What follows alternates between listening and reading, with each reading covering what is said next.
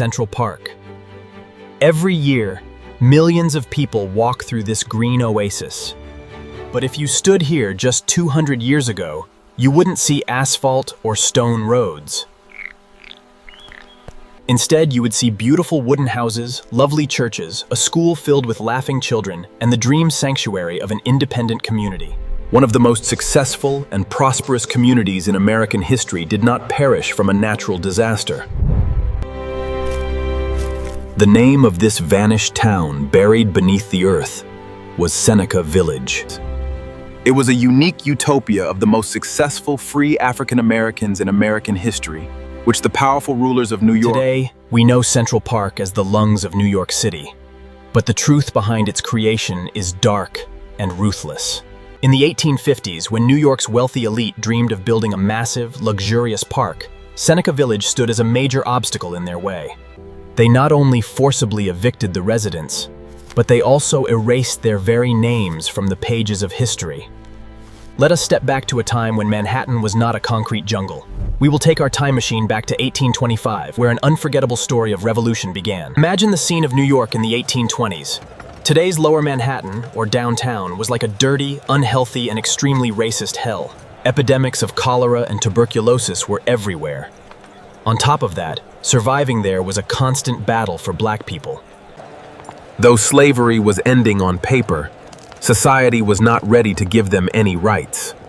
To escape this suffocating environment, some people decided to leave the noise of the city far behind. They began to build a new settlement in a remote area surrounded by the wild woods and swamps of northern Manhattan. In 1825, a white couple named John and Elizabeth Whitehead decided to sell some of their land. And at that exact moment, a 25-year-old African-American shoe shiner named Andrew Williams took the first historic step. With his hard-earned savings of $125, he bought the first 3 plots. Following in his footsteps came store clerk Epiphany Davis and the African Methodist Episcopal Zion Church. Thus, Seneca Village was born. It was the first independent African-American-owned settlement in the history of New York City. Seneca Village was not just a place to live. It was a symbol of self-respect for people freed from slavery. In 1821, a strange law was passed in New York. Only black men who owned at least $250 worth of property and lived in the area for 3 years could vote. There were no such conditions for white men. The purpose of this discriminatory law was simple: to keep black people from having any political power. But Seneca Village became a fitting reply to this conspiracy. Visionary men like Andrew Williams and Epiphany Davis understood that buying land meant not just a place to stay, but establishing one's political rights and suffrage. By buying land in Seneca Village, black men legally began to qualify to vote for the first time in American history. Within a few years, this small village became a vital hub of black political power, something the white rulers simply could not accept. By the 1840s, Seneca Village was no longer limited to just black residents. A devastating famine struck Ireland, causing thousands of Irish immigrants, and later German immigrants, to pour into New York. To escape the extreme discrimination and filthy conditions of downtown, they chose this peaceful and safe Seneca Village. At a time when racism was at its peak across America, white Irish, German, and black people lived peacefully side by side in Seneca Village. They went to the same churches, attended each other's weddings, and their children studied together. 3 grand churches were built here, with All Angels Church being one of them. There was a reputable school, Colored School Number 3, where black children received an education with equal dignity. This was a scene from a time when such harmony was unimaginable anywhere else in America. It was truly a colorblind utopia. But this peace was not allowed to last long. In the 1850s, the wealthy white elites of New York made a new plan. They wanted to design New York like Paris or London. They felt that a massive, luxurious park was needed in the middle of the city to showcase their prestige. The city's influential media and land developers jumped on this park project. But to build the park, a massive amount of land was required. And on the map, their eyes fell right on the spot where Seneca Village stood. But directly seizing the land of a peaceful, law-abiding, and tax-paying community was not easy. So, a dirty conspiracy began.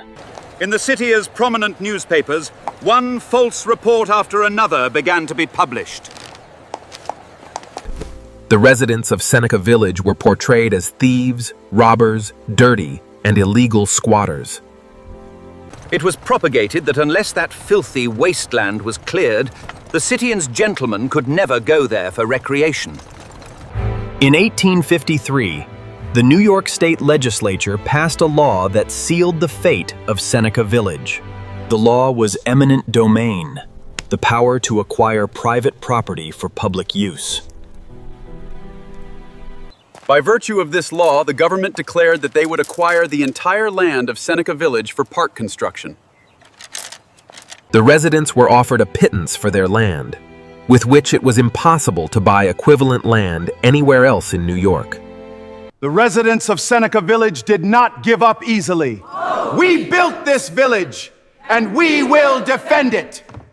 By virtue of this law, the government declared that they would acquire the entire land of Seneca Village for park construction. People like Andrew Williams filed lawsuits in court, petitioned the administration, and fought for their rights. But their pleas fell on deaf ears before the white judges and the powerful political cabal. Finally, in 1857, the dark day arrived. New York police used force to raid every home in Seneca Village. No! Stop right there! Get back! Please, God, stop! My kids are scared! Clear the area now. Move!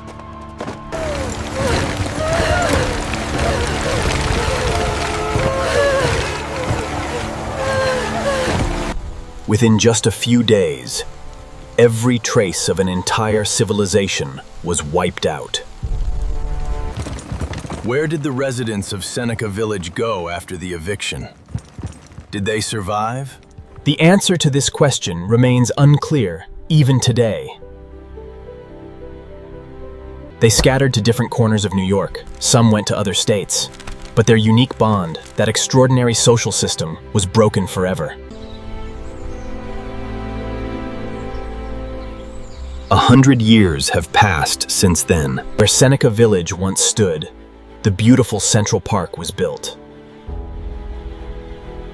Tourists came, took photos, but no one knew that beneath this green grass, the heartbeat of an independent civilization once thrived. The name of Seneca Village was also cleverly left out of American history books. For generations, this truth was covered up, so that no one would ever know how many hundreds of lives and dreams were buried alive just to build a park. In the 1990s, through the hard work of some social activists, historians, and archaeologists, the name of Seneca Village. In 2011, a group of archaeologists began excavating the area between 82nd and 89th Streets in Central Park. And then, one after another, astonishing relics began to emerge from the ground. People's discarded earthenware pots, pieces of iron stoves, children's favorite toys, and leather shoes worn by the people of that time were found.